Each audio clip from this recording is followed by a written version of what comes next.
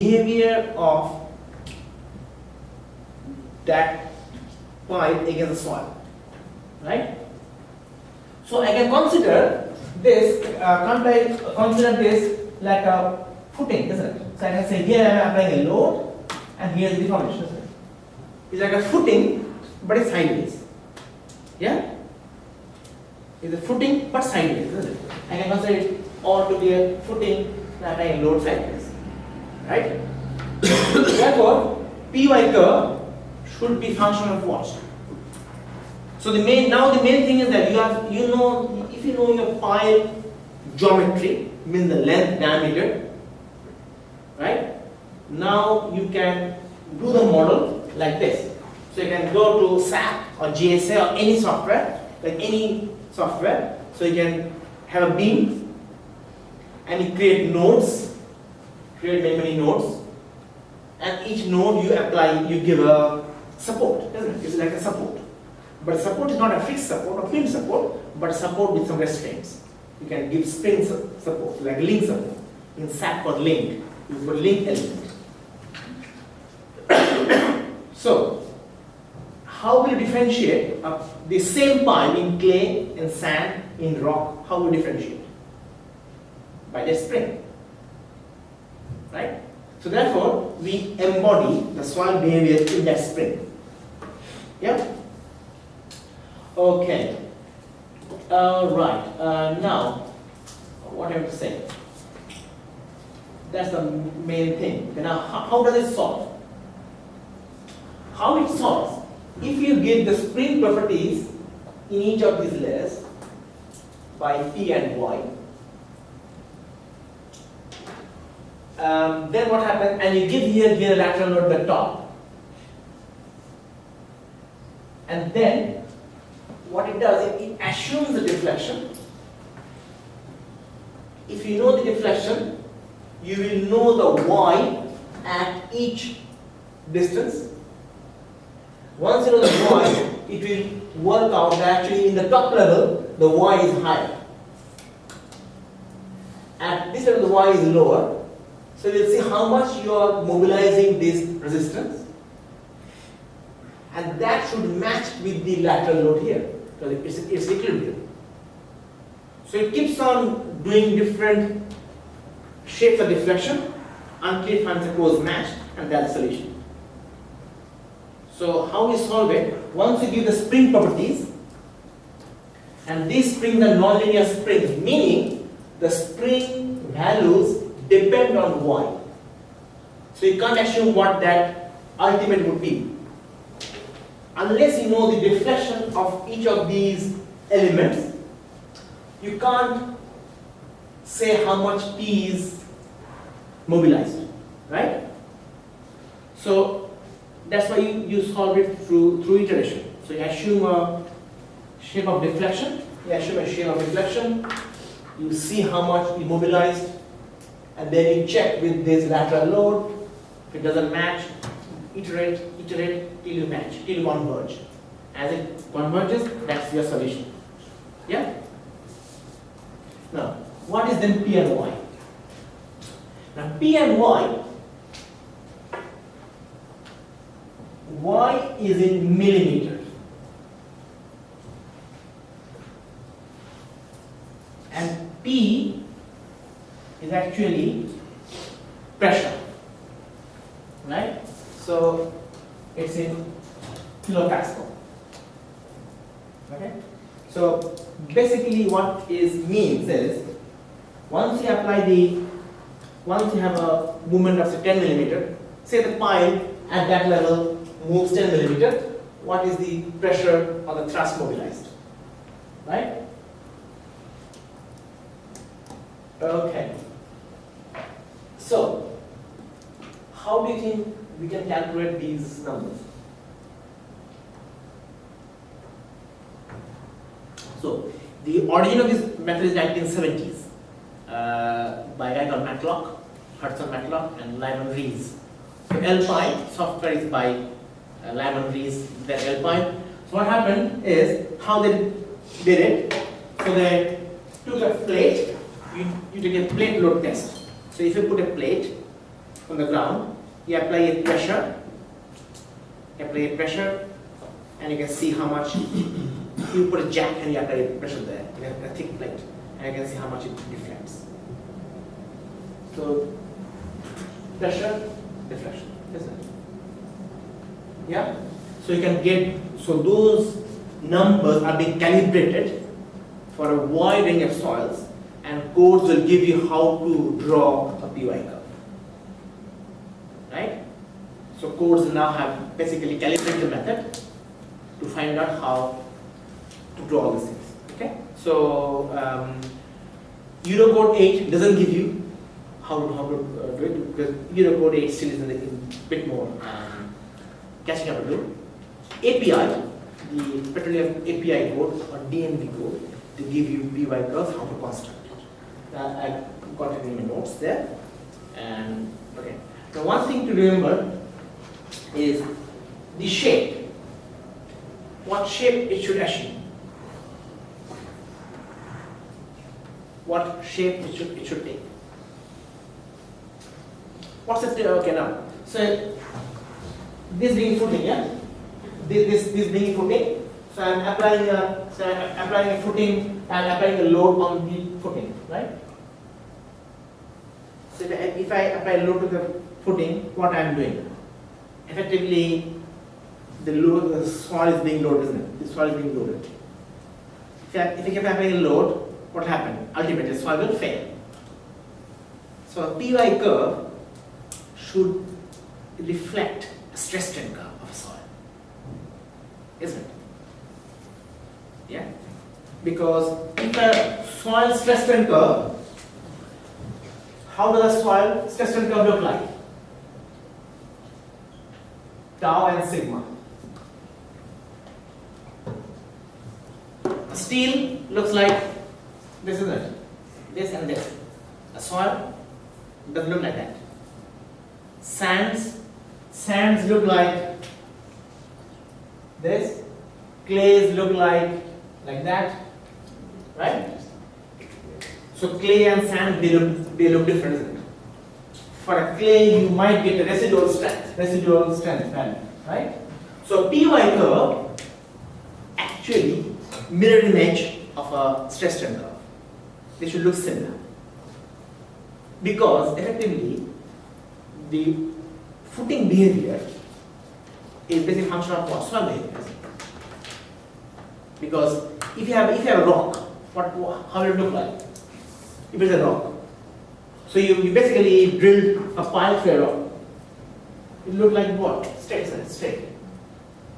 And at some point it will fail, isn't it?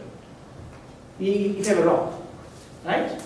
If you have a rock, so you basically drill a pipe. Say for this pipe, this part is in rock. Suppose you had a ground, you had a clay, and then for rock, you drilled through rock, put the pipe there. And what spring?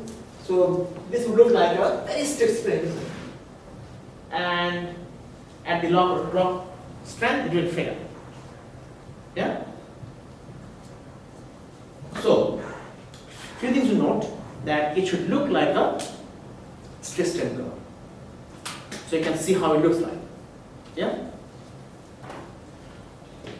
Is there a question on this part? No. Now, if you look into if you look into ALP by Adobe Software Oasis, under that part, basically you can do it easily there. Simply say I want to use springs from API type or desktop. They will do it automatically. So you give them soil properties. They can work on the spring directly. But that's the main thing, the theory behind it. How does it work out? Yeah? Because it's important these days, nobody will do it by hand. But how do you check that you got the right answer or not? How do you check? So the main thing for numerical modeling is you do some self-checks. Whether is model working or not. How do you check it? Hand calculation. Yeah. Yes. So you do different types of analysis, or you would do, say, you validate it. Yeah. Okay.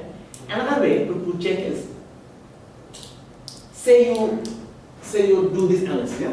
So you're doing the analysis, right?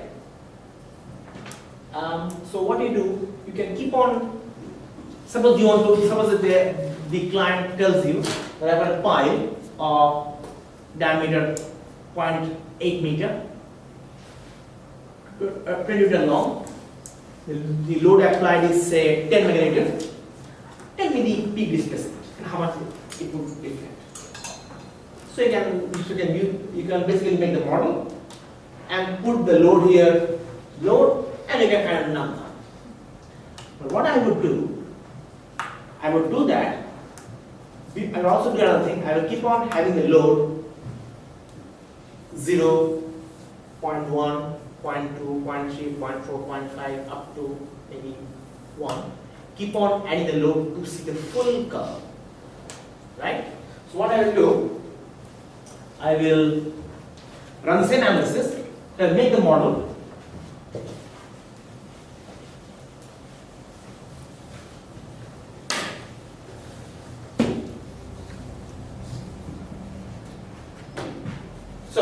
So I will make the model. Suppose they ask you to find out at say value of say P1. So I will make the whole model.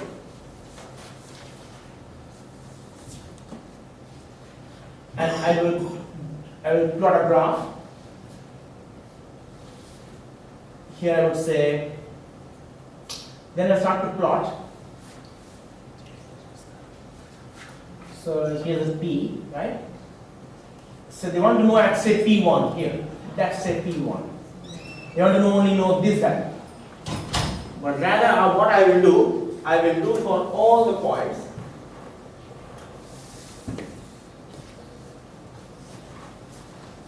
I want to see the trend. I would expect a behavior like that, right? So if you don't get the behavior like that, there's something wrong in your modeling, right? So one thing is that you basically find this whole graph, right? This is ultimate load, isn't it? That's ultimate load, right? So ultimate load means what? Ultimate load means when all of them reach their ultimate, isn't it? Yeah? All of them. Because if it fails, what happens if it fails? Say at this say ultimate load means that's P ultimate, P-U-L-T, right? Means you have a very big load and it failed, isn't it? What it means that you mobilize full here, the topsoil, and gradually coming down. At small load, you might see that you mobilized fully here only partly, here almost none. The more you apply the load, you will fully mobilize all the spring and the load being transferred deeper and deeper there. Isn't it? So you can easily do some hand calculations to find out what you expect. Because you know that all will reach the ultimate, you can then work out the ultimate load. Yeah? So 3 kp times 3 kp, right? That's the area. So you can do some hand calculations. Am I getting same order or not? Yeah? And second thing. So that's the load and diffraction, isn't it? What is this slope? The stiffness. What stiffness? The pile head stiffness. So if you, from that graph, if you take this slope, that is a pile head stiffness and that's lateral load. Right? So there are also closed form solution for these lateral springs. Why? You can develop closed form solutions for linear part. For linear part, you can have a simple equations for linear part. When it goes non-linear part, you can't do it. So for linear part means everything is in a very small stress range. You can have some closed form, right? So you can also check with that. So once you get a solution, you can check many things to say, okay, this is the right ballpark. I expect that sort of number. don't do one time. Then you don't check it, you know, you have to do some checks as well. Yeah? It's clear? Because any numerical solution, very difficult to handle it, isn't it? How you handle it? Trends are right. I expect trend like that. Yeah? I expect argument value like that. And so those things. Is there a question? This is actually this is like advanced stuff. If you look into consulting practice, they get any problem, they say, well, we do a model like this, do us this test, give us these numbers, and from there you pick the right numbers, do the modeling. You know? So that's the more or less thing, because finite element is very, very tricky. Finite element is very, very tricky, time consuming. It is quite not used. Say for example, you are doing some work you're doing a big basement, and then you have got a tunnel going past. You have very close to the tunnel. Then you can't have one. You have to do all these things. So because small changes will cause a lot of. If you remember what Ganga said, that actually when you do this tunneling, if there's 5 millimeter movement, 5 millimeter, you get 1 million pound per day, right? You see what he said, because if the train touches the tunnel, the driver will get a squeaky noise, and he will put a claim of 1 million pound. Because the trains, you know. So that means there you cannot avoid. You have to do finite element, full whole thing, right?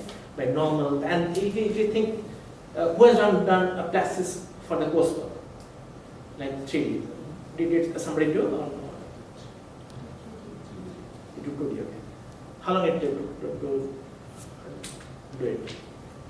Half an hour. Okay. So, okay, half an hour time, that's fine. But the cost is very, very expensive software. And so it's quite not easily done. The 2D is even better. If you go for 3D, it takes time to do. Right? Okay, is there any questions up to this part? No? Yeah. You said that the profile is the same as the one in clay or sand. Mm-hmm. Let's say if it's like open consolidated clay, Yeah. would you shift it, or wouldn't it? So you would be somewhere on that line, and then whatever added pressure you put on, it will follow that profile. Well, these are what I done is the post peak. It doesn't start from the bottom, it starts somewhere at the top, it is at the bottom. Yeah. Right. Yeah. So what do? You basically put those springs. Yeah. So those springs, unless there's a movement here, it will not mobilize. Isn't it? But it's not at the start, but is it? It's at the, if it's at the bottom, it's already over consolidated, so it's already up on that. Yeah. Maybe. But you got to have that strain level, strain for it to mobilize. Okay. So in most cases, if you apply a load here, the soil here doesn't know that there is a load there. So these are all also reserve capacity.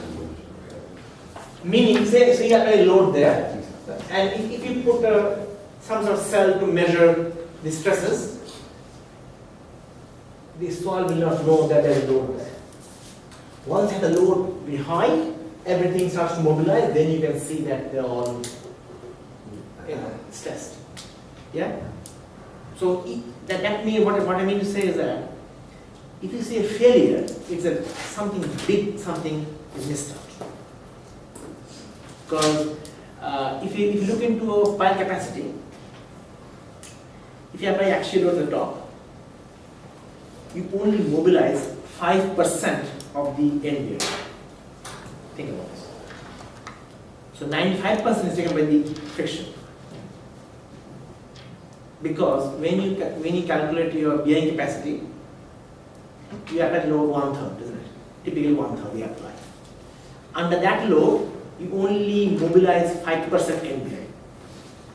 So unless something you missed out a lot, something missed out, you will not expect failure. Ever. Unless you missed out a something big. Yeah. Similarly, if we apply a lateral load at the top, the soil at the bottom doesn't know that there is the load at the top. Right? And then, unless you have any displacement, you don't mobilize anything. Isn't it? And this is not an active length concept. Let's think of active length concept, active length. It means the length up to which the soil knows that there is a load at the top. So that you can also calculate. Remind me who is doing it, I will give you that equation. So active length means when you apply lateral load to the top, to a certain depth, the soil being stressed. It knows that there is a load at the top. And beyond that length, the soil doesn't know. So the spine is there, but not doing anything. And that is known as the active length concept. Active. Yeah? Okay.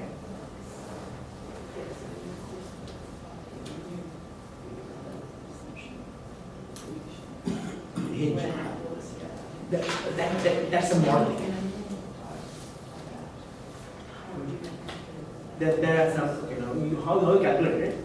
If you do a fine element analysis, you see the color.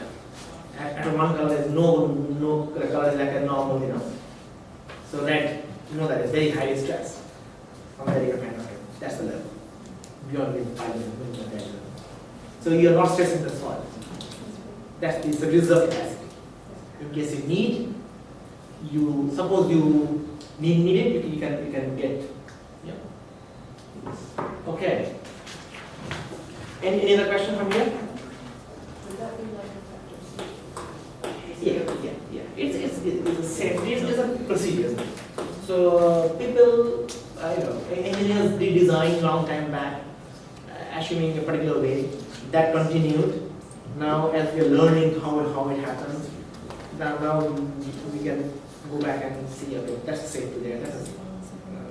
I was reading in the news last week, and I think they are trying to reuse the old foundations now. You see, in some of the old buildings in London, so they are digging, they say they'll reuse it. So if you know the history, if you can use the new theories and look back, because actually here's the pipe, here's the length, here's the ground. I expect that sort of capacity. We are not loading it. We can have extra one story, or we can have a so you can use it for other things.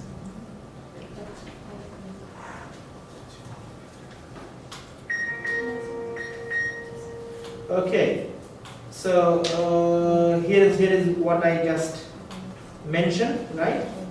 That's the one. Okay. So how it looks like.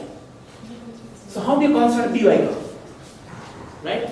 So if you see API guidelines, and same as in DNV guidelines, they give you how to construct those springs. That's for sandy soil. So effectively, so you can see here, set a particular depth h, you can calculate this curve by this equation. And what you need this subgrid reaction. And that's what the plate load that I was telling about. The plate load test. So there is a chart, it gives you what to use for a particular type of soil. And you can use that to work out your thing.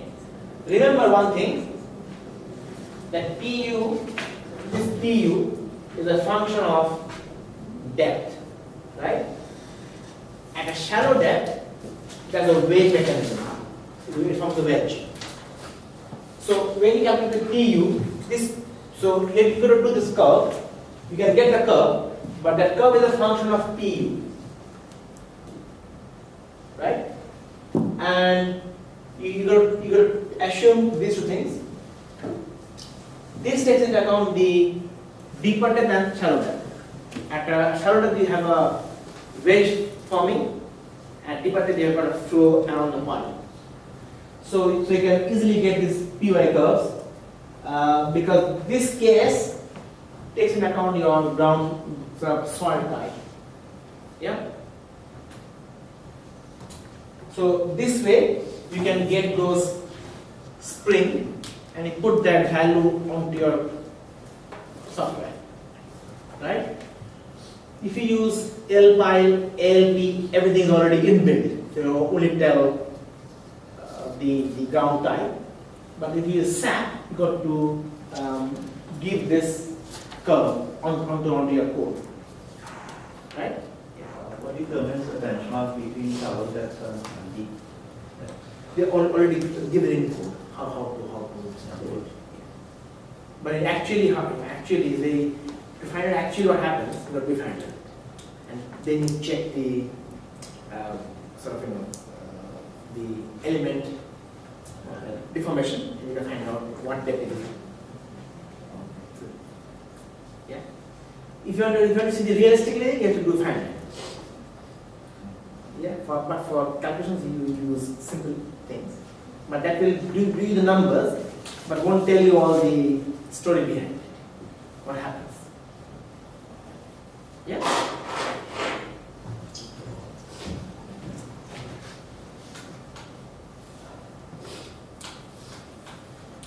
Again, I think what I mean to say, you can get these coefficients all given in code. Code is standardized, so you will all get same answer. So one of the code that gives you how to take back all these things in calculation. So the theory what I showed you before is implemented in code of practice by a set of guidelines, and they are very specific. So you can't have a second all has same answer. Okay. And the codes give you all these numbers. Okay, so what you need only is angular friction. What you only need is angular friction, because this is the PY curve for sand. Only input is angular friction. You know angular friction, you can get everything from there and you can form your PY curve. Yeah. That's on the chart. And that the original chart comes from Tarzani 44 the paved road test. And that's the chart. So again the chart, angular friction, you can get the K value. Again pound per inch cube, you got to use that's API American code, so that is pound and inch, you got to convert into MPa, KPa. Yeah. Okay.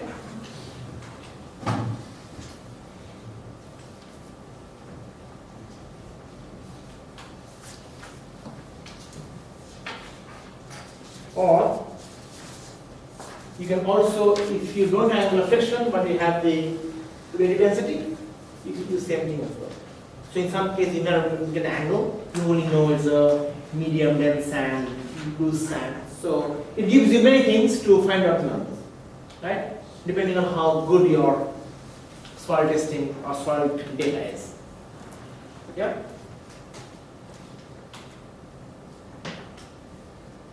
Now, if you go for a fine-grained like clay, for clay, the curve looks like this, right? So it is defined by few points, right? So 1, 2, 3, 4. It gives you a chart how to work out those points, and all is normalized by, so that is y by yc.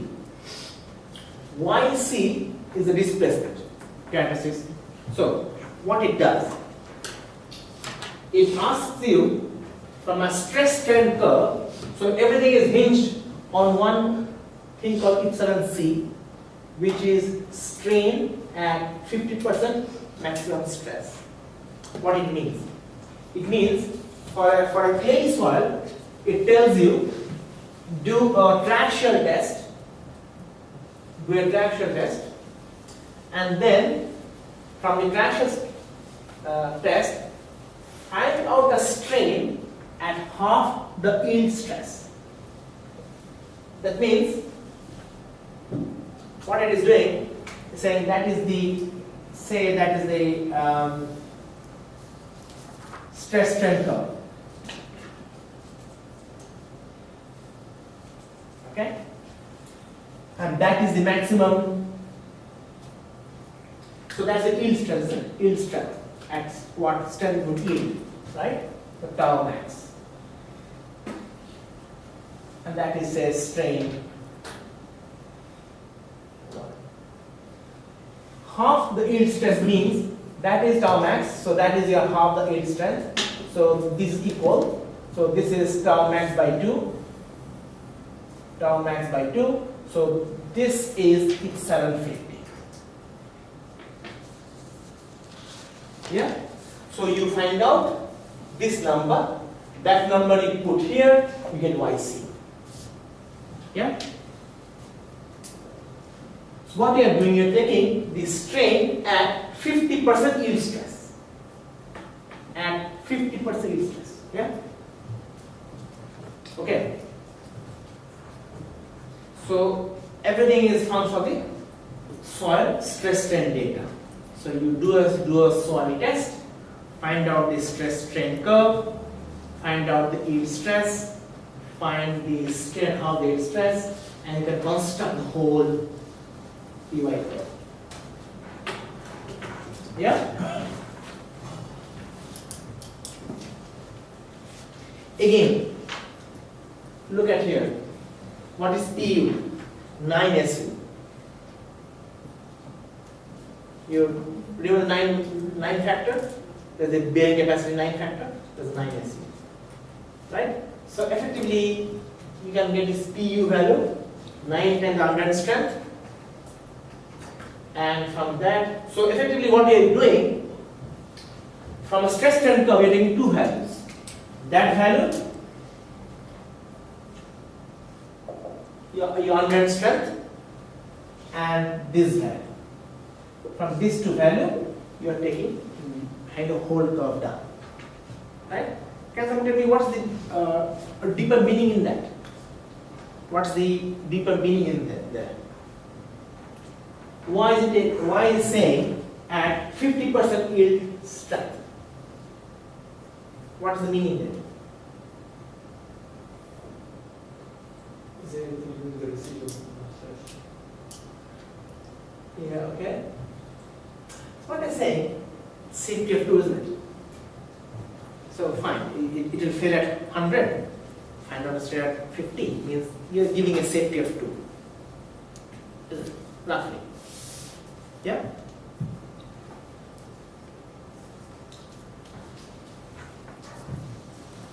Okay, so the code, by this way, you can actually work out the whole PY curve for clay, right? And once you do this clay, once you do this curves, then you go to your program, put those, suppose you know sand, clay, put the right springs, and then you run the analysis. It will give you the diffraction, moment and everything. Yeah?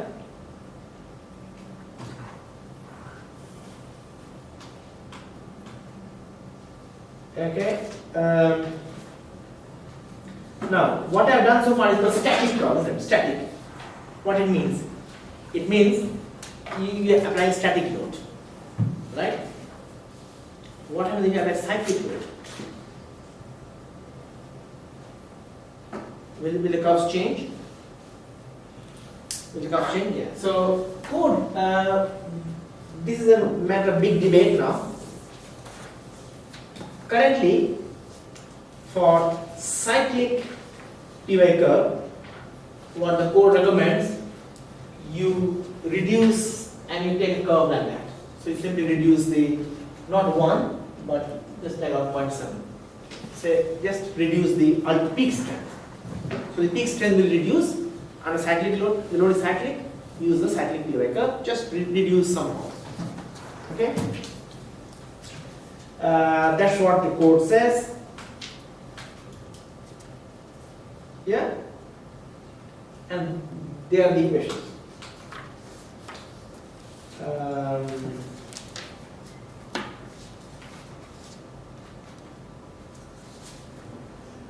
Okay, now, just to, basically the code also gives you guidelines actually, where you have to be careful. So what it says, these nonlinear PY curves, why they are nonlinear? Because they have a curve, isn't it? They are nonlinear curves. These are being calibrated for ULS load, and they are being calibrated for long, slender jacket piles with up to 1 meter diameter. So be careful while using these for large diameter piles. So be careful, right? So it gives you some caution, right? So when you're using these things, you got to be understand that actually what I'm doing and trying to use it beyond its range of validity. So then in those cases, you can ask a client to pay some more money to do fine. Because look, I will use that available. However, I'm not sure. I will do something extra. Okay?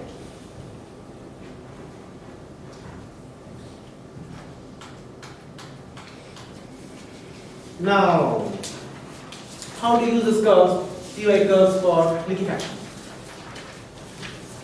Suppose you know that under cyclic load or something, there can be pore pressure buildup, right? And if the pressure buildup, what happens?